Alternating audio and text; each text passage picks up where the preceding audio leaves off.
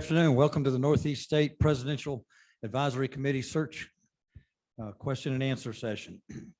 It's the third day in a row I've done this, so I've created myself a new title, Permanent Moderator Orderly.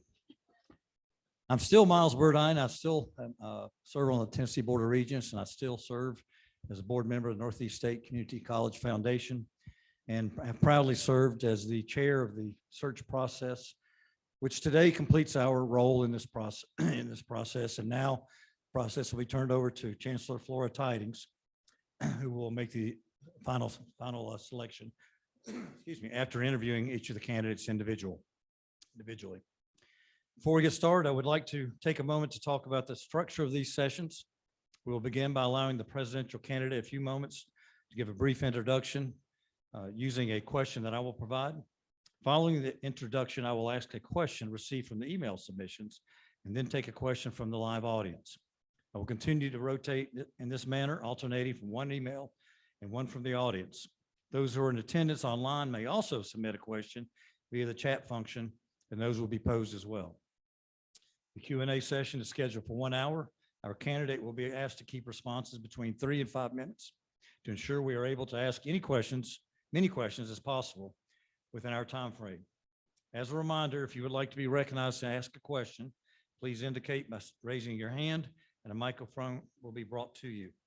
Questions asked should be for the intention of gaining a better understanding as to the fit and ability of each candidate to be the next president of Northeast State.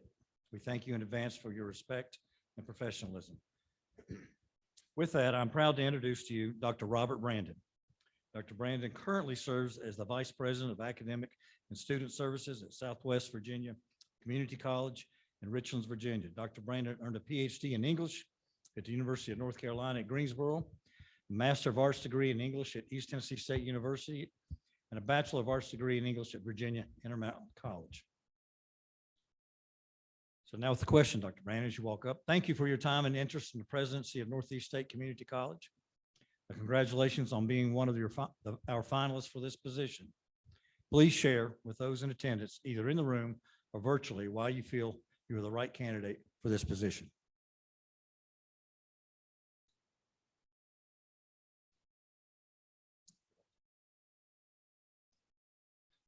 Well, first of all, let me express my deep appreciation for everyone whom I've met with today, for Dr. Barham and all her support and guidance as we've gone through the day. I've really enjoyed my time here, the conversations we've had. You know, personally, Northeast State Community College means a lot to me. These are the communities that I grew up in, the land that sort of shaped me and made me what I am. You know, I have a deep family connection to Northeast State. My father came down from Buffalo, New York in the 70s and came to Northeast State and used the education and training that he got here to make a new life for his family. My brother, my uncle, numerous cousins. I took a course when I was in college over the University Center from a Northeast State Technical or Community College faculty member. So deep roots. And so I've seen the impact Northeast State makes on the community.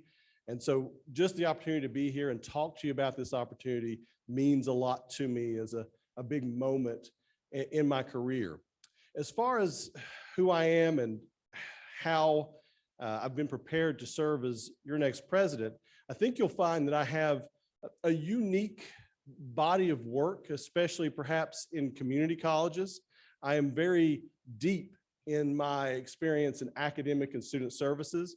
I was a faculty member in English for the first decade of my career. I taught English online, face-to-face, all across the campus.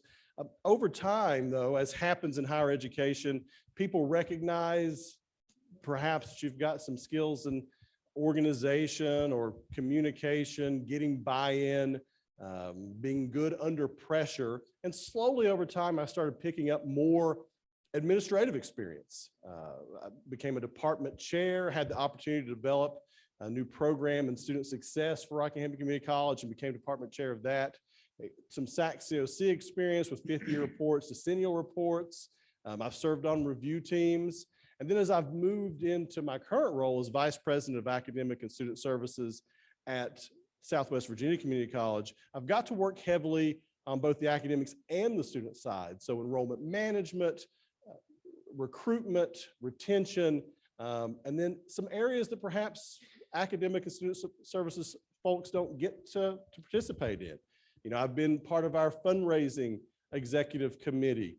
I've been part of creating an athletics program that brings 200 students to campus each term. We just recently institutionalized our food services program, and that falls into my area. Student housing, if you've watched the news or Facebook or any of those things like that, perhaps you've seen our student housing project that's getting ready to launch this fall. So I think what you'll find is I have a very deep understanding of the core mission of the college. From academics and teaching, I understand the classroom, I understand the challenges that students face, that faculty and staff face in supporting students, but I also have a broad breadth of experience in other areas of the campus as well. And so I think that does prepare me very well for the role of presidency. And as you look at, you know, why I've come here, I've said it a couple of times today. I'm not someone who's just looking for a presidency. You know, some people get to a certain point of their career and they're looking for the next leadership position. That's not where I am. When I left on higher education, this journey 20 years ago, I promised my wife that one day we would make it back to these communities that we love, the communities that we want to serve and be part of. And so I'm here at Southwest Virginia as sort of a fulfillment of that mission. I love serving the people of Southwest Virginia and their communities, building the next generation of workers, the next generation of citizens, the next generation of leaders. And there's only really one other job that would interest me. So I'm here today because, you know, the Tri-Cities made me who I am. They helped develop me as a person, as a professional, and I want to serve in the Tri-Cities. So we all know that there are choppy waters ahead in higher education, that it's going to be difficult, and we're going to need good leadership, and we're going to need good management to navigate those waters.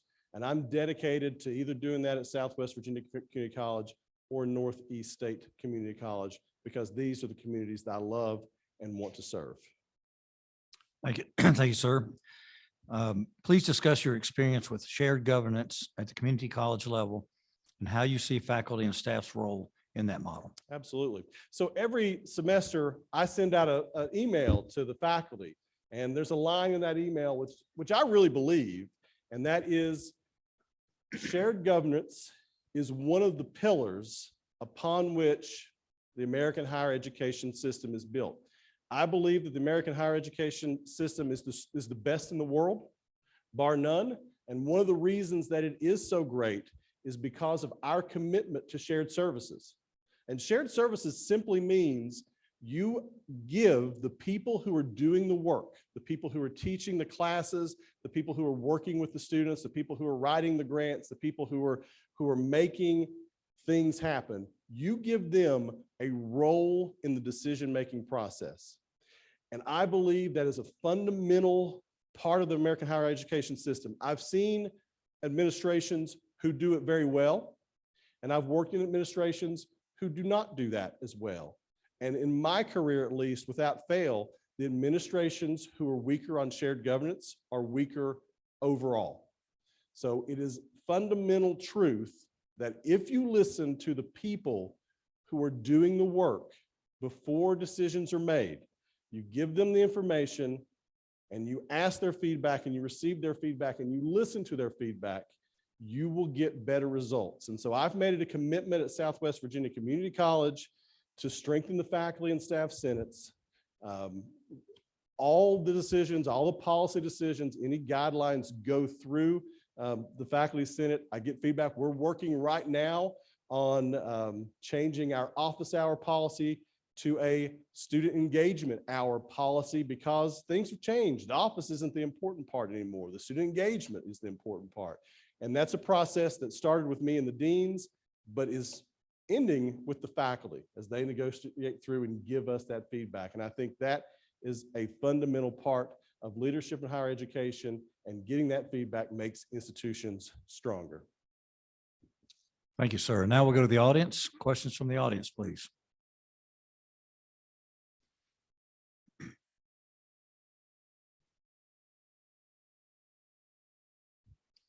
Hello. All right. So I have a passion about going out to high schools and other venues and doing recruiting and sharing the story of Northeast State and what it means to me, to students, to help get students to come to us. If you're selected as president, what would you do to get more faculty involved in doing that? Well, I certainly think some of the best ambassadors for an institution are the faculty. And so, I've seen it time and time again. We have a very strong engineering program at Southwest Virginia Community College. Brian Hale, some of you may know him.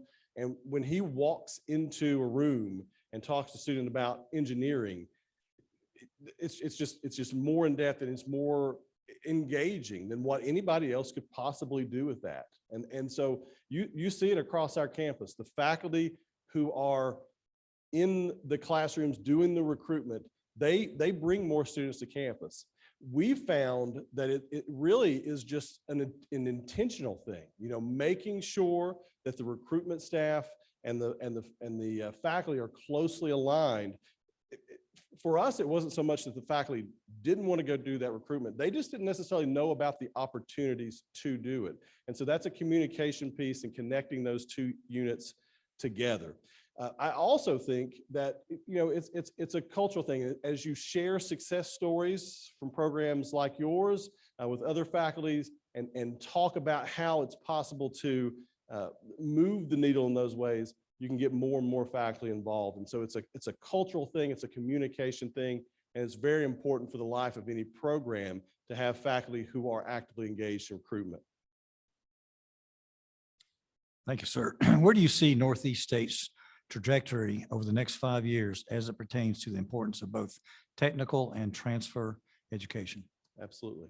So, I've spent a lot of time sort of poring over Northeast State and Northeast State's profile, where you're going. You're making great progress. There's some outstanding things that are happening here. And that's, just what, if you want the bottom line for us in community college is graduation rate, right? And so looking at the data, you've moved from the graduation rate in the teens into a graduation rate in the mid 30%, which is very good at the community college. I mean, it's very strong. And the fact that you've made that much progress that quickly, I think speaks to the excellent work that's being done in the classroom and also through your QEP with, the Bear Cave and all those student supports that you're building in. So I believe where Northeast State is now, and if I'm your president, it's really about building strength upon strength. You're going to keep moving forward with those things. You've got the right pieces in place. Where you want to move as you go forward, though, is to look for new ways and new markets to include. One thing that I believe strongly in is as we move forward, and everyone's well aware of this sort of demographic crunch that's facing higher education starting in 2028, colleges who are going to thrive need to find new ways to connect with students. So when I say strength to strength, it's about taking your best programs and finding new markets for them. We did this, we just were talking about engineering a second ago, but we did this with our engineering program. We had a very strong engineering program with Articulate. We were the only engineering program in Southwest Virginia to articulate with Virginia Tech. That's a big deal in Virginia. And so we were able to take that and take those to the other community colleges, Highlands, Mountain Empire, and we were able to say, what if we partnered? What if we ran your engineering program here? And we made that happen, and that grew our footprint. We can also look at, as we move forward in 5 years, looking for ways to bring in students from outside our service area. We've talked about this a few times today, but I think that is vitally important to colleges moving forward. If colleges are going to grow and thrive, they can't restrict themselves, their service area. The population decline just will not let it. And so we've got to look for ways to bring students from outside our service area in. It can be by connecting students to their passions with things like the esports program that I saw today, or arts, or any of those things, an athletic program if it came to if that was something that was interesting to the campus. That's a way to bring in students from outside into the community. And people might say that that is not, mission driven, but really, as we think about, our goal is to strengthen our communities, both in terms of the workforce and an educated citizenry that can lead our communities into the future. Bringing in people from outside is going to be important to help offset some of these population declines. So it's really important for us to support our communities by bringing students in from outside. So I think we'll continue at Northeast State to leverage the strengths, the good things that we're doing, and be looking for ways to take those programs, those initiatives, all those strengths to more people so that we can impact more lives in a positive way. Thank you, Dr. Brandon. We'll go back to the audience.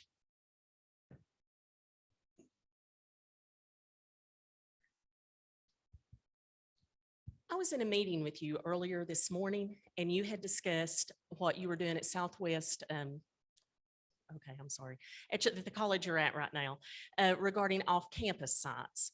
Sure. I was wondering if you could share that with this forum about how you've grown those sites and increased enrollment.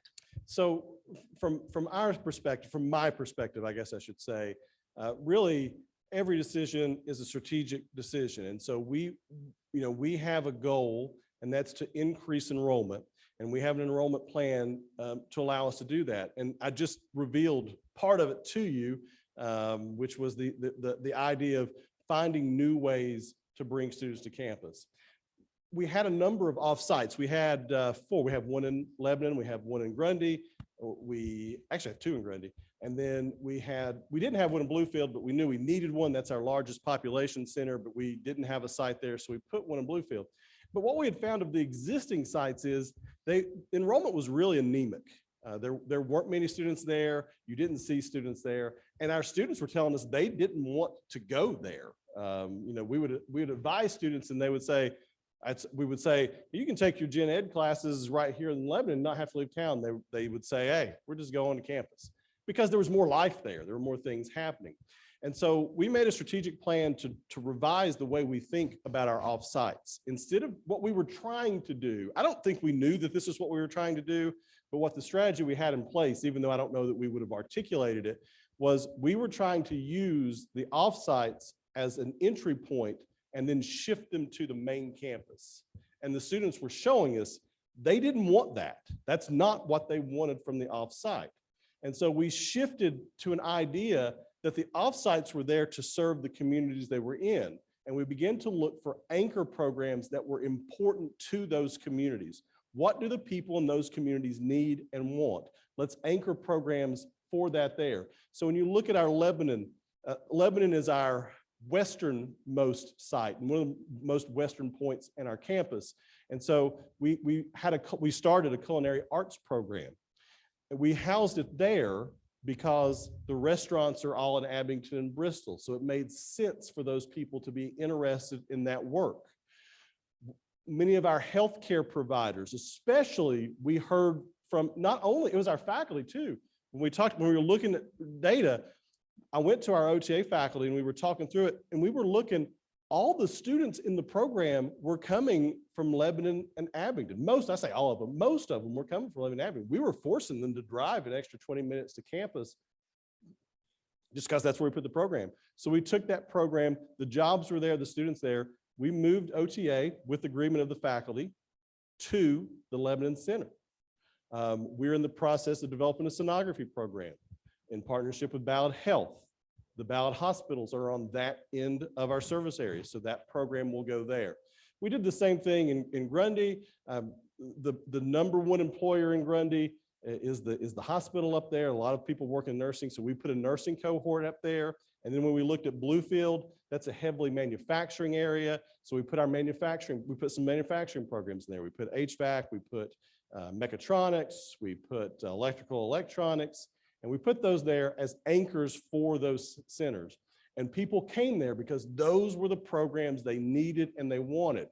And then it's interesting is that once that wheel was spinning, once there was life there and there were people there, then the gen ed students started to come as well. Then students were more likely to say, yes, I will do my gen ed. And we're seeing that this this semester with Bluefield. It's really the first semester, well, it's the first semester we've reopened Gen Ed in Bluefield, and we're seeing a huge demand. I told somebody earlier, I was dancing in my office the other day because there were 17 in all the Gen Ed courses in Bluefield, which for us, an off-campus site, 6 would have made us happy a few years ago. And I really do think, what happened again, we built it out there and we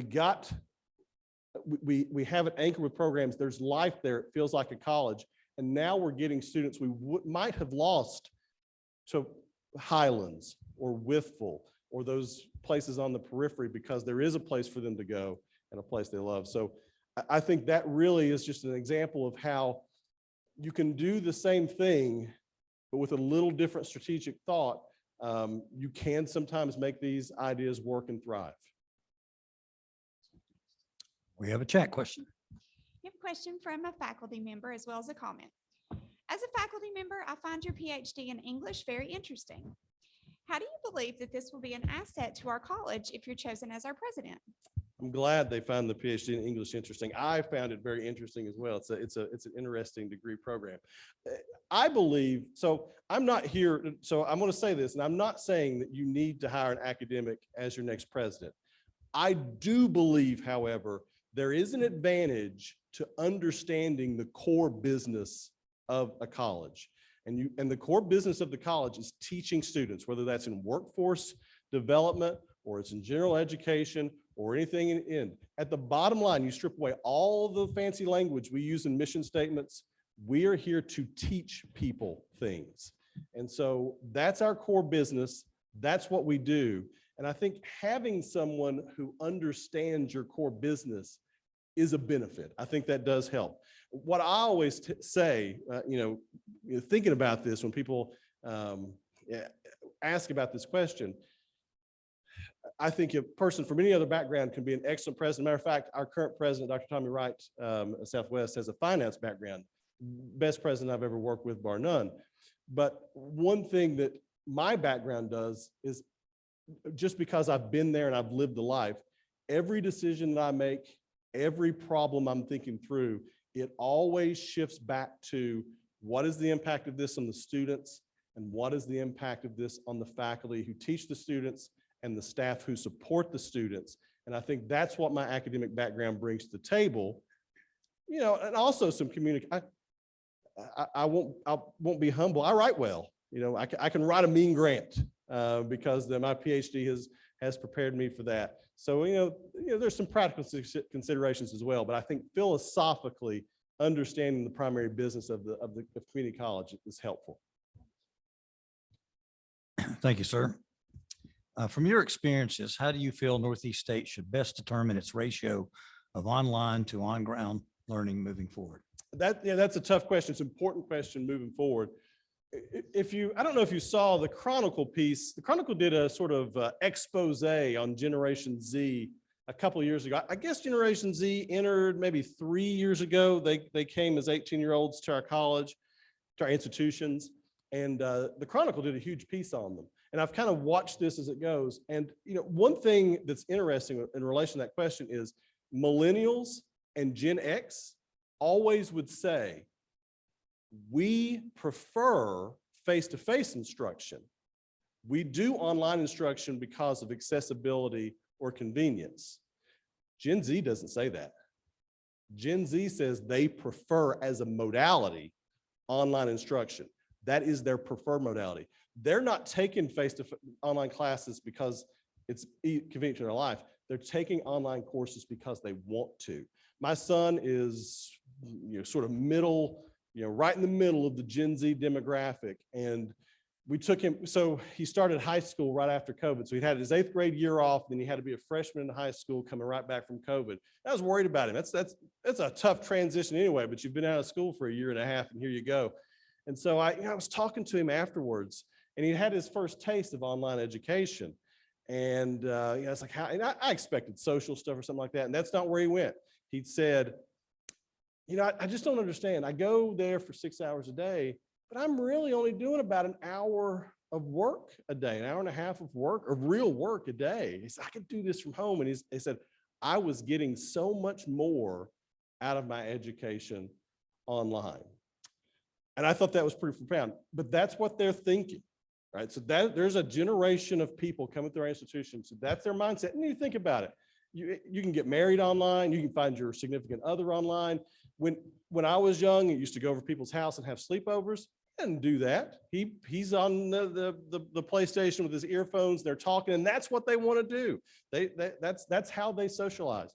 And so I think the question is not so much what's the right split, but it's how can we improve, how can we bring some of what is great about face-to-face education into the online classroom?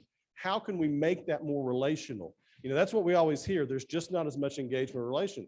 But we've already established if you can get a date and get married online, you can build engagement and relationship. It's possible to do. So how do we bring that to our online classes? All right. One thing we've done at Southwest from a distance, it was, I think it's a good idea. From a distance, I'm still watching it. The data suggests it's working rather well, but we've started with this HyFlex model where we don't even put modalities on our classes anymore. It's an English class. And we've got a cohort of faculty who are working on this. And the faculty member walks into class and teaches the class as he or she has always done. At the same time, there's technology that we've invested in that's recording that lecture and sending it out live stream. So if a student is sitting at home, they're watching that same lecture live. And of course, we've had the big panels on the wall where they can participate in the class as it goes. But it's also being recorded. And as soon as a faculty member is done, they don't have to do anything. It instantly jumps into their Canvas shell. So if somebody's taking the class in a asynchronous way, they can go and click that and watch it. And then all the assignments are online. And then what we tell students is they navigate the class as they will. So if they're in a difficult unit and they need extra help, they come to class. If work is getting in the way or their car has broken down or they've got a medical issue, well, then they shift back to online until that's passed. And so it gives students control over their modality. I remember one of the best students I ever had at community college. He was going places and he did come from a rough background. It was a difficult background he was from. And I love this guy and he was doing great and I encouraged him. And he just disappeared. He was gone. And I tried to call him. I had his phone number. I tried to call him, never got in touch with him. And then I met him a little while later. It was after the semester. Of course, he'd withdrawn or failed from his classes, whatever happened. And what happened? And he said, well, his car broke down. He couldn't afford to fix it. And, if he had had that non-modality class, he would have just shifted back into that role. So I think maybe the question needs to change is not so much as what's the right mix, but how do we best serve the students who are coming up expecting these things? Because I can tell you, if we don't provide it, the for-profits will, because that's how the for-profits have built their empire. It's offering those things right there, the services that the nonprofits have not been willing to do yet. So I think that's a lot to unpack, but I think that's the answer to the question. Yes, sir. Thank you. Back to the audience.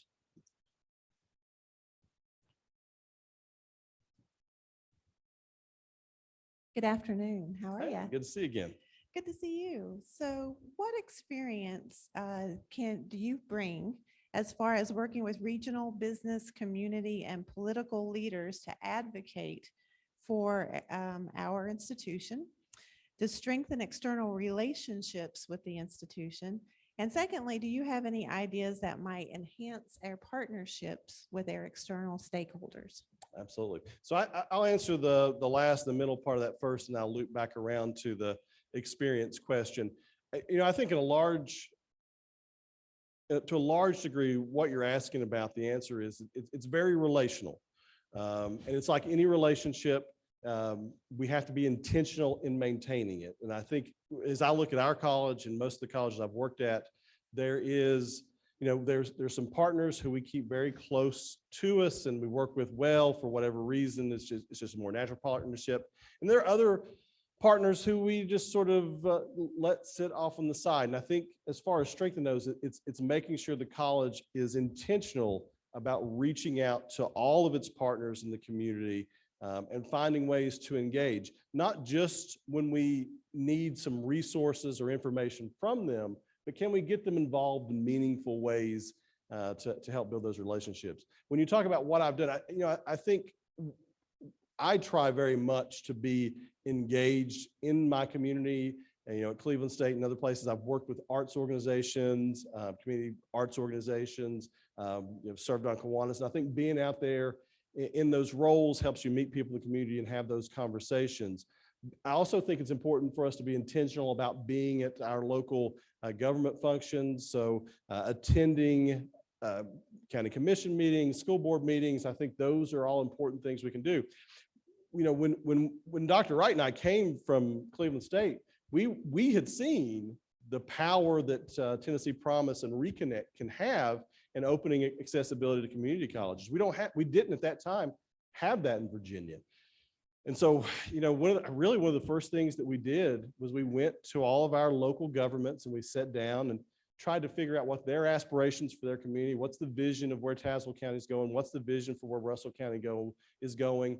And then we brought them some data about their students and we talked to them about how a county promise program could help them achieve some of their visions. How could it make them more competitive in bringing in outside businesses? How can it build a more educated workforce so that they have more people available for jobs? And I think when you see that connecting what we do as a college to the things that they're passionate about, we were able to make that happen. And so Russell County, Dickinson County, Buchanan County, and Tazewell County each agreed after hearing the presentations and seeing the data and having these conversations about what they wanted and how the program would help them get there. They each have agreed to fund in their own way a promise program. And so we have that in our counties, even when others don't. Now, the state has started a limited G3 program since then, but that doesn't cover every student. But our promise programs that are a partnership between our governments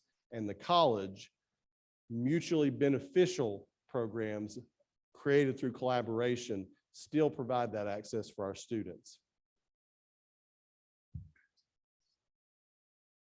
You have a question from the chat. There's an old struggle between the faculty and administration. Understandably, different departments have different needs, but in overall decisions for the college, will you trust your department deans?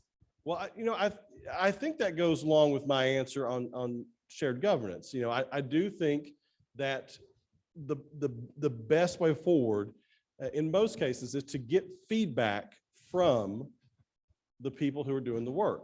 Now, in any given decision, there are numerous factors that are involved in that. So you can't say automatically you're going to side with one group over the other. I think what I'm committed to and what I've always tried to do in my leadership positions is to make sure that, one, people understand the decision that's being made. If the decision affects you, what are the ramifications? What are the decisions? So I will make my case. I will go to the division or the dean or the faculty senate or the staff senate, whoever it is, and I'll make the case. Here's the decision, and here's why we are thinking about making the decision that we are going to make.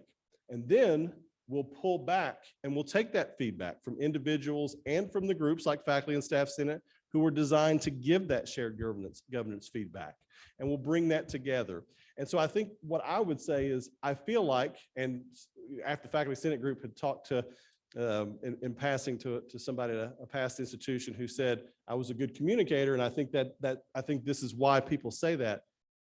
You may not agree with the decision that I ultimately make, but you will understand why I made the decision. And we can disagree on that, but you won't be left wondering what's happening. You won't be left wondering what the rationale is. So Thank you, Dr. Brandon. We discuss ideas for positioning Northeast State to recruit and train a talented and diverse workforce.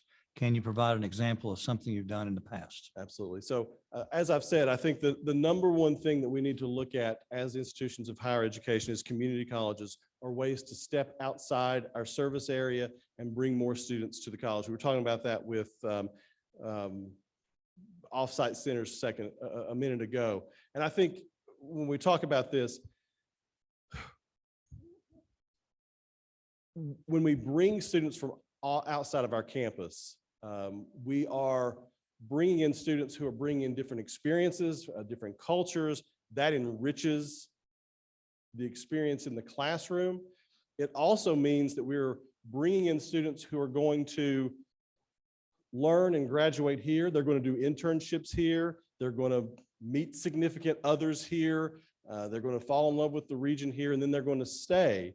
And that's going to also help with the recruitment for our communities and our workforce partners by bringing in people who will stay and work in the community. How do we do that? Well, what we've done at Southwest Virginia Community College is to first and foremost, we understand that especially for our traditional student population, connecting students to their passions is a really powerful incentive to attend college.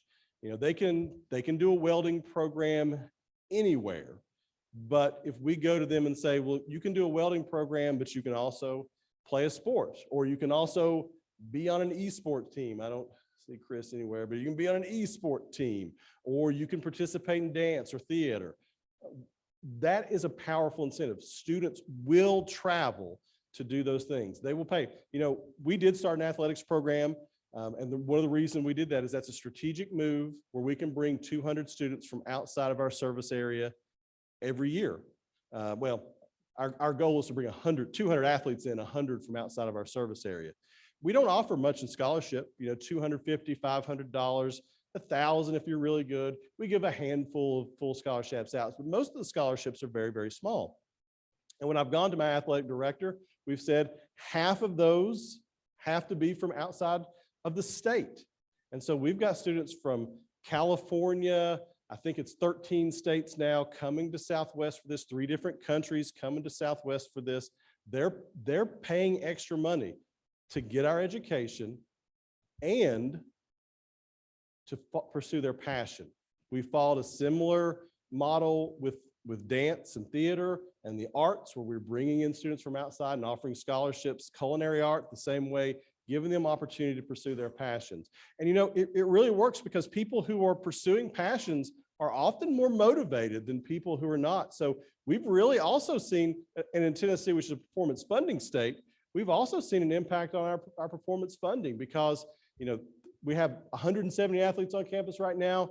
30 of them in this fall were all won an academic award, 35 in the spring. So 65, about a third of them are winning academic awards. So we're bringing in students who are also positively impacting our academic numbers and our metrics. And so I think that's a strategy to grow our student base and to grow the base for our communities and our employers, is to help find ways to bring people from outside our service area into our service area.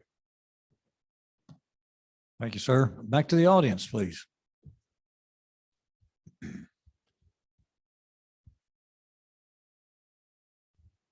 I have a follow-up question about your sports. Where do you house those students? Does your college house them, or do you work with another government organization? Where do they live if they come from out of state? And then I was curious what sports you have, and then how expensive was those sports programs to start? Okay, absolutely. So that's a really deep question, and we probably need to sidebar if you want the full spiel. But yeah, I think there's a reason. I'll preface it like this: there's a reason every liberal arts college has an athletic program, and that's because athletic programs make money for those institutions. They can't survive without their athletic programs. You know, I said this number earlier. I was up at Bluefield College, and they told me that 70% of their student body were athletes. That's 70% of their student body wouldn't be there for athletics. That's not unusual. And that's why King, Emory, and Henry, you name it, they've heavily invested in athletics because that's where they get the students. And that's what brings it in. So it's a money-making proposition. There is a startup cost. There's an investment that has to be made, but you do recoup that on the back end, as we'll talk about in a second. The housing question's an interesting one because we did say, basically, we couldn't recommend housing. We could just give them a list of all the apartment complexes in the region, and we just kind of wished them well as they found their own apartments, and they met with other members of the team, and they they would get into 4s or 6s and go into these places and they would be living. And we recognized that wasn't sustainable. And that also wasn't part of our long-term plan, but there was some work that we had to do. At the time, Virginia had a non-policy, just sort of chancellor's guideline that there would be no student housing at a community college in the state of Virginia. So the first thing we had to do was sort of overcome that. And I got to serve as the liaison for the system office, and that meant a lot of presentations and a lot of research on the value of housing for community college. Short answer, Cliff Note versions. It's not just for athletes. It's an accessibility benefit for lots of students who are in places where they can't easily get to the community college off mountains and in distant parts of the land. And we were able to overcome that hurdle. So you may see it, get on Google or Facebook, there's a lot of marketing out. So in the fall, we'll be opening up our student housing project. And so we'll be the first community college in the state that has student housing. We've run that through our foundation, and the college is partnering with them to serve students and to serve the program. But that'll give us the opportunity to house more students. You know, the first wave will be 98 beds. We hope to get to 200 beds. And then the rest of the students, you know, some students will be local, but it gives us lots of opportunities to bring students from other places, international students, students from outside the region who are coming. Another thing, short-term students, you know, we found that for some of our 4 and 6 week programs, well, you can't find at least 4 to 6 weeks. So what do? Well, you put them in our new student housing. So we think that's a way to adjust that. And the bottom line on the financial piece, how much it's going to cost you depends upon your existing resources. We were blessed because Southwest Virginia Community College had athletics fields. They had invested that in the past to serve community athletics. And so we were able to just co-opt those into our institution. You know, I look around, you know, I haven't looked at it at Northeast State, but, you know, I look around the region, how many athletic fields and how many, you know, you've got a bunch of high schools that were just decommissioned. You know, could there be partnership opportunities there? That's where your real startup costs are. Beyond that, you're paying your scholarship dollars, but each student you bring back, you think about a student from California, they're paying double tuition essentially. So they're almost like when they show up, they only show up as 1 FTE, but on tuition side, they're really 2 students. And so it's definitely been a money maker and a positive impact on the story. And not just positive in terms of revenue. As I said, it's made a positive impact on our academic metrics, and it's made the classroom better. It's improved our diversity numbers, and it's given us just an overall a better campus feel. The athletes tend to stay on campus, and so the campus feels more alive in the afternoon. So, and we've seen that with other students. We never had the student government come to us and say they want a homecoming. But the second year of athletics, the year before COVID, and these weren't athletes, our student government said, we want a homecoming because it just felt different having that around. And so it's also a marketing tool. We get people who come on campus who would never be there because they want to watch the basketball game. So yeah, I think that was a win for us. And that's the kind of, you don't need an athletics program, but you need those kind of ideas that are bringing people in and increasing your profile. Thank you, sir. I think part of the question, I heard you say basketball. Were there other sports? Oh, you wanted the list. This is right. 13 sports, men and women's soccer, men and women's basketball, baseball, softball, cross country, men and women's cross country, men and women's golf, men and women's tennis, wrestling, soon to be women's wrestling. Right now it's only men's wrestling, but soon to be women's wrestling. And I'm sure I forgot one. We are starting an esports team. I'm very jealous of the setup that I just saw, but we're starting an esports team. And then moving forward, because it has been such a success, we have on our soft radar half marathon, lacrosse, and women's wrestling, which I already mentioned. I'm sure I forgot one, but you know, it's 13 now, moving to 16 or 17 sports. It's been a big lift, but it's been good for the institution. It's impressive. I have a question from the chat. Says, I like your charisma and passion. How do you feel that you would be able to motivate and encourage the same passion and charisma among Northeast State's employees? Can you write that down so I can bring it to I my can, wife yes, later you on? can Yeah, tell her thank you. later. How can I inspire charisma? I was You were listening so to, yeah, I was flattered. listening to charisma and passion part that I hadn't really listened to the rest of the question. So let me hear that. How do you feel that you would be able to motivate and encourage the same passion and charisma among Northeast State's employees? Yeah, so here's what I believe about leadership. I believe leadership is strategic and relational. And so I believe, and the other thing I believe is that people work the best when they are happy at work. And that doesn't mean it's like a joyful place where there's always parties and things like that. I think that means more than anything that they feel like their work is valuable. They feel like the campus values their work. They feel supported by the campus, and they feel like they have the resources to do what they want.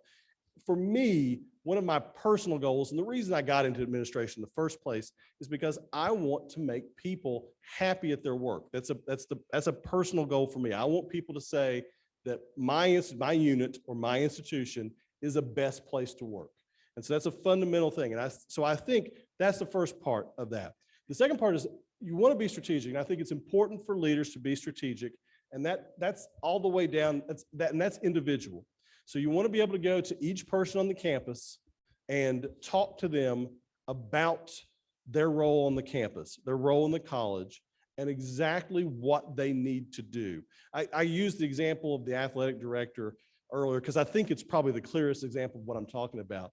You know, so we hired the athletic director. He's fantastic. He's the one who's made this work. You know, you say it's impressive how those programs, you know, it really is impressive to see what he's done.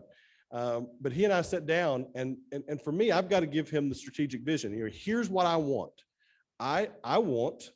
We want 100 students from outside of the region, at least. We want at least one student from every school, every high school in our service area.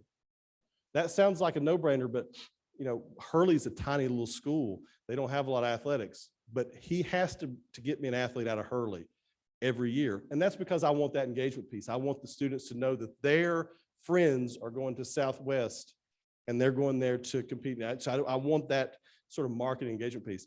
And then we also say, hey, look, I want you to focus on making these students successful academically.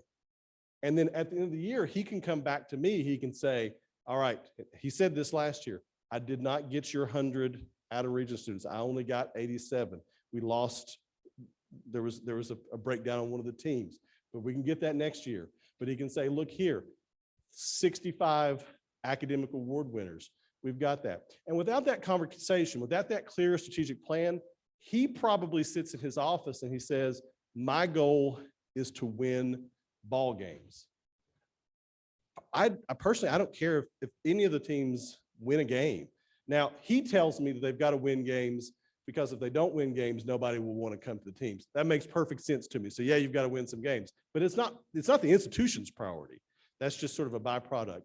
And so being able to be very, very clear about what people's role is helps them focus, it helps them be happier, and then they know where to focus their energy and their passions and their drive so that they can be as charismatic and passionate as I am. A word that has never come out of my mouth before in my life, but there you go. His confidence is growing. Yeah, that was a big one. Back to the audience.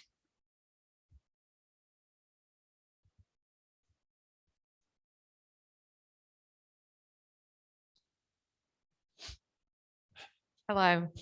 So safety is an ongoing issue that we have. What would you do or what have you done at Southwest to ramp up your safety issues within the college? And what would you see as your legacy as you leave, or what would you want to see as your legacy if you were to get the presidency here when you do leave? So either one of those. So. Yeah, absolutely. So campus safety, very important. We see it, you know, it pops up over and over again. And, you know, the number one thing is if something ever did happen, the questions are always going to be, why didn't you? And you want to be able to say that you had a plan, you know, of what was supposed to happen. Currently, safety is not into my area, but we are all part, you know, as the executive, as the senior staff is what we call it. We do comment and talk about safety issues. It's something first and foremost in our mind. You know, we're currently looking at cybersecurity initiatives because that is a big deal, but also campus security. What our most recent decision on that front was to change our door lock system to an electronic system so that it could be shut down from our central function. And so I think that just needs to be a constant conversation throughout the campus, finding weakness, identifying weakness, feeling the weakness, and then making sure people understand the best ways to keep themselves safe. As far as my legacy goes, I hope what people will say, and I think they will. The administration before Dr. Wright arrived like 3 months, maybe a little bit more than that, 4 or 5 months before I did. So it was one of those situations where an administration was really changing over. There was a point where we're sitting there and the president, the vice president of academic and student services, the vice president of finance, and 2 of the deans were brand new. We were brand new. And I would say, and I don't think anybody at Southwest would disagree with me, I think morale was low when we arrived. I think people really felt like they didn't have a clear direction. The previous president had been there quite some time. And I think towards the end, I think it was a fantastic president. I like a lot of what he did, but I just think as it wore on, maybe it got a little disconnected from the campus community. And I think people really just felt directionless, and they were worried about finances, and it didn't have a good sense of where the college was with the budget. And so, one thing we've done is really let people see the budget, talk to people about what the future holds, engage them in the strategic planning. But I think my legacy at Southwest will be to change the culture so that it's more positive. That people are happier at their work, they feel more satisfied with their work, they have a better idea of what their purpose is at the institution. And really for me, when I look at what I want to do at Northeast State or wherever it is that I'm working, it's really 2 things, or 3 things. I want to ensure academic excellence. I want to ensure that the programs at my institution are as great as they possibly can be. I want to ensure that students have all the support they need to achieve their personal and professional goals. And I want people to be as happy and satisfied with work as they possibly can be. And those are the 3 things that I focus on. Those are my priorities as a leader. And I believe that if I'm fortunate enough to be the next president of Northeast State, and you're having this conversation 10 years down the road, 15 years down the road, that would be my legacy. I think we had another one from the audience. You mentioned something this morning in passing, so I hope I'm not making this up, and I wanted to follow up. You mentioned civic engagement and how that was important for you for students to be involved in that, and I just wanted to hear a little bit more about that. Sure. So this is another thing, I think of us as having, again, if you strip away all the fancy mission language, I think we're really doing 2 things. We're preparing people to be professionals, to be in the workforce, to be good, to be successful in their work, whatever it is they choose to do, whether it's English teacher or electrician or welder or engineer or artist, whatever it is, we're preparing them to be successful in that.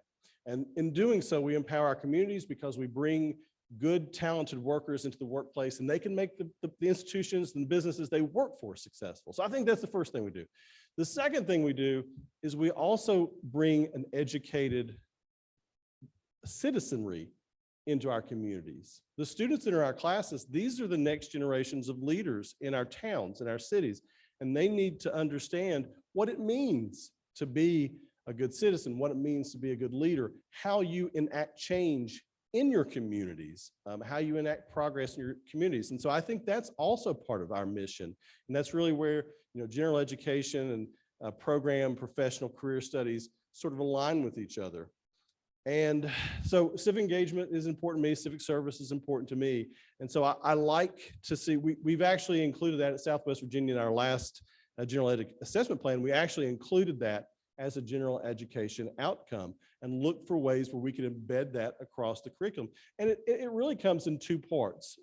One, where can they learn about the processes we use in our communities for decision-making?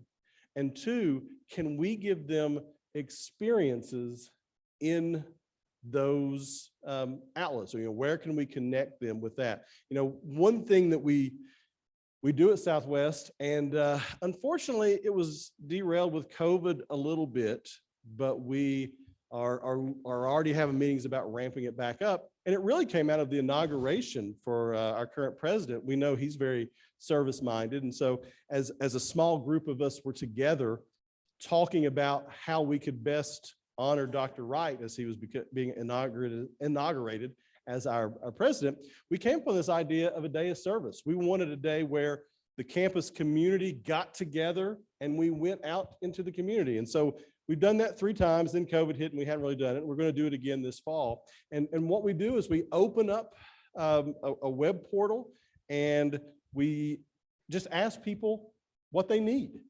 And we get a lot of institutions. We get some individuals who said, we need this. And then we all put on our Southwest Day of Service t-shirt and we get in teams, 5 or 10 students, 2 or 3 faculty and staff, and off we go. The first year I did that, I had the opportunity to build an outdoor learning classroom at one of our elementary schools. Really liked that one.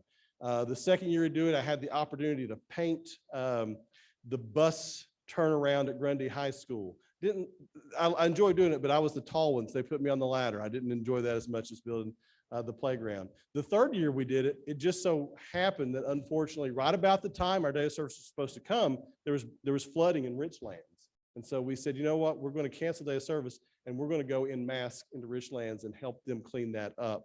And so, those have been things along the way. And I still, one thing, it was a thing of beauty for us to be able to drive around and just see Southwest students in their shirts everywhere, helping people. One that I didn't do it, but our IT director and his students, there was an elderly couple whose yard had got overgrown. There was a tree down. They couldn't get out of their driveway. They went and cleaned that up. The students cleaned the yard, and some of our faculty and staff took the chainsaw and took the tree out of there. So helping our communities, helping organizations. That elementary school still calls me really annually and says, is there a day of service? We need this done. And so it's good for our communities. It's good for our students because they're going to be our leaders and they need to understand that part of leadership means serving. Thank you. Was there another one? What? You have one more chat question. I know we're wrapping up, but I want to make sure her question gets answered. So we have thriving and impactful dual enrollment programs here at Northeast State. What portion of your student population at Southwest does your dual enrollment program make up? At Southwest? Yes. At Southwest, we're much lower than our peers in BCCS. I don't know that we're the lowest. I do know we're the lowest in Southwest Virginia. I want to say we're at about 18% right now. It fluctuates on any given year. I know that you're 15%-ish here right at Northeast. I think that's a pretty good place to be. Some of our colleagues at other schools are more like at 30%, and I don't like that at all. I also think for dual enrollment, it's another place where you want to be strategic about it. I don't like the idea of just offering classes to get more enrollment. I like it to be part of a process which gets students to a goal. So if you've seen the early college models and those type of things, those are very effective and they're using dual for a purpose. So I support that, but yeah, we're about 18% and I think that's a good place to be. Certainly there's a lot of opportunity to get enrollment for dual enrollment, but you lose some of your, you lose some of your control over that enrollment in those situations. We've got about 1 minute left. You want to give closing remarks? Sure. I think the last thing I would say, and I sort of opened like this, but I think it'd be real easy if you open my CV online to say, to look at it and say, he's moved around every 4 and 5 years. And I don't want you to think that that's where I'm at. This again is a special place. These are special communities for me. I'm committed to the mission of Northeast State Community College. I'm committed to these communities. And so I'm here to serve that. You're not going to see me in another search. There's difficult waters ahead, and I will either be at Southwest Virginia Community College or Northeast State Community Colleges. serving these communities and helping my institution successfully navigate the challenging times ahead. And so I appreciate very deeply the opportunity to have this discussion.